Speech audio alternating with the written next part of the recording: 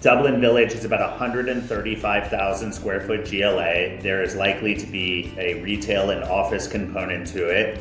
It is going to deliver in Q1 of 2028. How did you first get into retail real estate? I got into retail real estate about 22 years ago. When I graduated college, I actually thought I wanted to go into the restaurant business. So I went to work for a company called the M Crowd, which owns like Mi Cocina and Taco Diner. And at the time they had a pretty wide variety of concepts.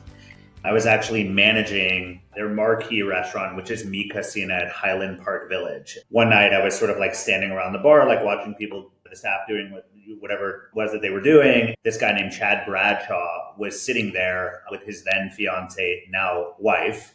We just got to talking and we had a good chemistry. And he basically said to me, you should come interview with the company that I work for. It just started. It's called the Retail Connection, et cetera, et cetera, et cetera. And I took him up on that. And I went and interviewed and became, alongside this guy named David Fazio, who I'm still very close with, and is Steve Lieberman, founder's right-hand man. We became the first interns at the Retail Connection. You were managing the Mi Cocina at Highland Park Village, and you went from there and interviewed and got the job at Retail Connection. Actually, I think it was the second time that I interviewed. The first time I went and interviewed, they told me that they were like basically not ready to hire anybody. They didn't have like their operational sea legs under them, and they needed to focus on that before they focused on training somebody else. But I was invited back the second time, which I guess telling me no the first time wasn't their way to shoo me away forever. And the second time around, I was hired also alongside David Fazio. That's great. Who were some of your very first clients? Some of my very first clients, I mean, on the landlord side, I was leasing a center that needed some TLC on Buckner Road, just north of 30, which was not the prettiest center, but it certainly helped me cut my teeth and learn the ropes and a far less sexy vantage point of the business. Some of my first clients that I started working with, I think that were like of any scale, were Tuesday morning. We did a lot of their rollout in Texas, and then Vision Works I did across the country. And on the landlord side, outside of the 30 and Buckner project, I was invited to work on the Arlington Highlands project, really on the 50-yard line of DFW with this hybrid project that was like in part lifestyle, in part power center, which was the first project that I worked on, which was of sufficient quality for me to be calling the same kind of quality tenant on exactly, from the national perspective, and really acted as like a consequential gateway to like a lot of relationships and business that I ended up working on from there. I mean, as you know, Brett, like a lot of your best relationships start when you are on opposite sides of the table to begin with.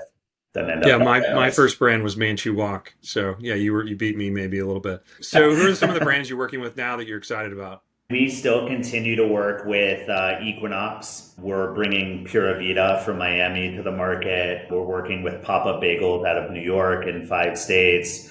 We're doing Cezanne's work on the fashion side nationally, working with Framebridge and Boll and Branch, and really have the good fortune of working on a lot of incredible brands that adhere to like a wide variety of use cases. It's always been our company's endeavor to work on things that we would like to describe as like the darlings of their category. You've had a lot of impact on Knox Street and Henderson Avenue. So for someone outside of Dallas, how would you describe Knox Henderson today and where you think it's going to go in 5 years?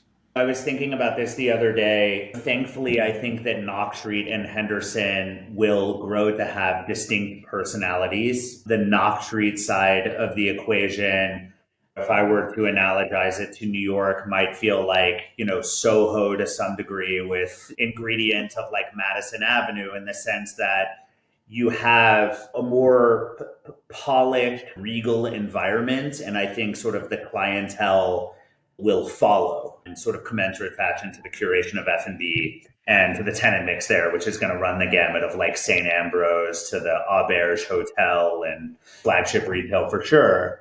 Henderson, by juxtaposition, and in a different way, more in my mind inspired by like Abbot Kinney kind of architecture, is going to have more of like ingratiated feel in the fabric of like the East Dallas community. the brands that will show up there will end up being not necessarily like edgy and gritty, but maybe like a little bit more lower end of contemporary, aspirational, sort of on the bridge to contemporary, but might be a little bit more like cool kid in nature. I guess just to continue upon my New York analogy, whereas Knox might become some matchup between Soho and Madison Avenue, I feel like Henderson will be like some sort of matchup of like Abbot Kinney and like Nolita. So the brands that fit Knox and Henderson today are what you just described? Historically, some of the tenants that will wind up on Henderson long term would have also looked at Knox to a greater degree. But I think under the stewardship of Dell and their organization, Trammell Crow, the Retail Connection is a part of that, and Stephen Summers and his team, which, obviously they own and control the tenancy at Highland Park Village. I think that that will influence to some degree like the DNA of each. Whereas there may have been some like overlap historically, and there probably still will be some tenants that will have to decide between two great choices. As I mentioned, I just think the DNA of each is going to be a little bit more separated. The rightful place for those tenants will just become a little more obvious based on the mood and character of the neighborhood and architecture that Right. they want to be a part of. Explain what Knox is going to be like in 5 years. What's it going to look like? I think Knox is going to be a much taller, denser version of itself. To give the ownership and development team there all due credit, I think they've done a very good job of balancing by right entitlements to go vertical with doing their best to sort of like texturize the architecture of the neighborhood and still make it feel Right. like a cool place.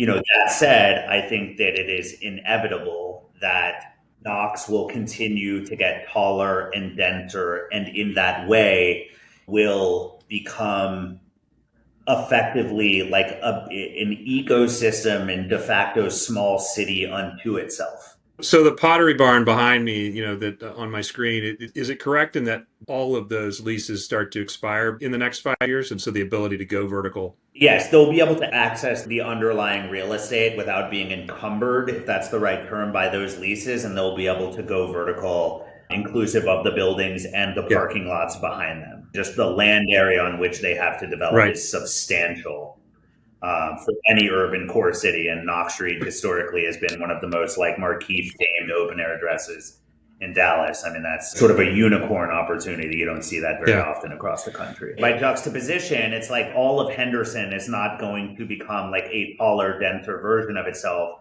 I just think that it will get to like a critical mass of cool retail F&B, and the architecture is incredible there. It's different than that of Knox. But I think that like at maturity, it's going to be like nowhere Right. near this scale. Of not- And that's right. not a bad thing. Yeah, it will be just the density of the amount of office worker and everything else, and where the restaurants decide they want to be, what happens to the restaurant rents, etc., will be really interesting. Let's shift to Dublin Village. You obviously do stuff outside of Dallas too. So, what was the draw for your team to take on a leasing in Columbus? At the expense of being repetitive, we like to raise our hands and to work on things which are highly curated and artisan, and the placemaking is like focal, that it's not a commoditized sort of project. And we were actually recommended to the developers by a guy that might be in your network, Navin Bhutani, who had an early look at the project. And I think he said something to the developer of, oh, this seems like a Rue project. And they didn't know who we were. And so I guess thankfully they went down the rabbit hole of researching us, and they found a synergy there and reached out to us, and which caused us to spend a lot of time in the market with them. We had already spent a lot of time in the Short North and Easton and Polaris and all of these places, but really came to agree with them that the market was ready for and needed sort of this alternative place to Easton Town Center, which for so long has been the gateway to a lot of the national brands in the market, and an opportunity to create something that was like a little softer, a little bit more feminine, a little bit more architecturally aggressive, kind of a ladies that lunch kind of environment. That's really where and why we started working on the project. The brochure compares Dublin to Highland Park Village and the streets at Chestnut Hill. What's the vision and what kind of brands are you targeting to bring to that project? We'll bring best in class F&B, both full service and what I would call like polished fast casual. Actually, Sweet Green I think is opening or opened in the basically across the street like I don't know a few days ago. Instructor-led fitness, probably a smaller format furniture component. And then otherwise, from like a fashion perspective, and the project is about 135,000 square feet. As we think about it, we're able to get to that critical mass of fashion doors where it creates a destination for people. And I think that the fashion component in our minds the DNA of that will be probably contemporary brand through the lower end of luxury. I don't know that we're going to be doing a lot of like LVMH and Richemont and that kind of Highland Park Village brands, but I'm thinking more like the Reformations, the Rag and Bones, the Alice and Olivia's. There's a lot of local boutiques in the market that are appropriate for it and people that are sort of like in that ilk. Interesting. Any early signals from brands or categories that are responding? If you don't want to talk specific, we could skip that. Or no, I mean, it doesn't bother me. And we have not like really full force gone to market yet. What we have done is our sort of like innermost key relationships. We've floated the idea by them. We've given them an early look into the architectural and the aesthetic of it, which I'm more than happy for you to share with the greater Brandmark audience. And what we have found is the F&B component has understood it right away, locals, regionals, and nationals. So we have had probably 3 or 4 national master brokers and brands come to the market for the purpose of touring the project, which I think is sort of like an edification of our thesis. And we are starting to make the same sort of inroads with furniture already, which is great and validating. And then the fashion component, which is going in categories, not to be disparaging, those are like the most focused on co-tenancy and like the ecosystem and the people that are going to be around them. That is something that is going to be our next focus. And we expect that that'll be met with a really positive response. The market size of Columbus is surprisingly large, and for the Midwest, Columbus gets a lot of positive attention, rightfully so. There's a lot of pre-existing like tailwinds that we have going into leasing and curating the project. You've worked with a lot of brand side decision makers. What are they focused on right now that's different from a few years ago? One of the things that I think they are hyper focused on now more so than they were a few years ago, especially from the tenant side, I think they are paying very strong attention to the quality of the developers and the deal sponsors. There are a lot of projects that are suggested that never get out of the ground, or they're stewarded by developers that may lack acumen in certain spaces. And so I have found that the degree of attention that our tenants are paying to like the resume, past experience, and past success that these projects and the developers that they're doing business with is exponential to that of what it was, let's call it 5 years ago.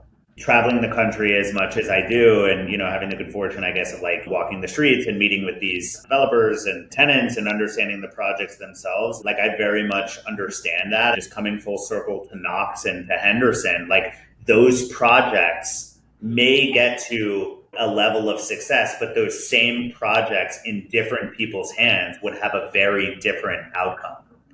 Right. And as part of like us advocating for something or not, a lot of that sort of relies upon the proverbial betting on the jockey. And it's really nice when you can place our political capital in advocating for something that is partially like mired in the success and track record that they've had in their own past. Yeah. Especially when it comes to ground up, really got to have the right developer behind it to believe that they're going to have the passion and the staying power to make it happen. The real estate business is, of course, data-driven in a lot of ways, but it's still very, very relationship-driven.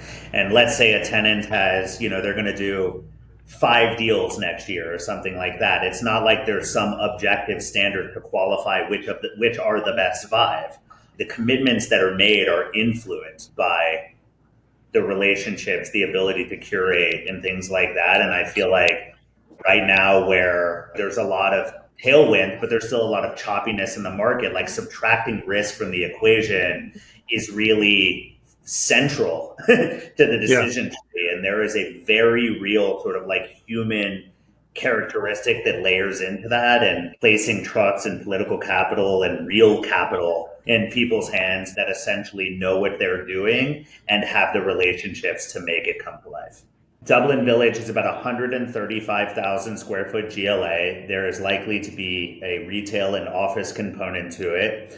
It is going to deliver in Q1 of 2028. You joined Brandmarch early. What kind of value do you think the platform provides to brokers like yourself? The kind of audience that Brandmarch reaches is very it touches the types of people and environments, tenants, brokers, and everything in between that sort of define the audience that we want to reach. We are also a part of other more mass market platforms, LoopNets of the world and things like that. But I feel like Brandmarch is far more humanized, and I feel like the sophistication, class, and caliber of people and tenants that you guys associate yourself with is the club that we want to be a part of. We were happy that we were early adopters, and even happier now that it's turned into everything that it has and is on its way to becoming.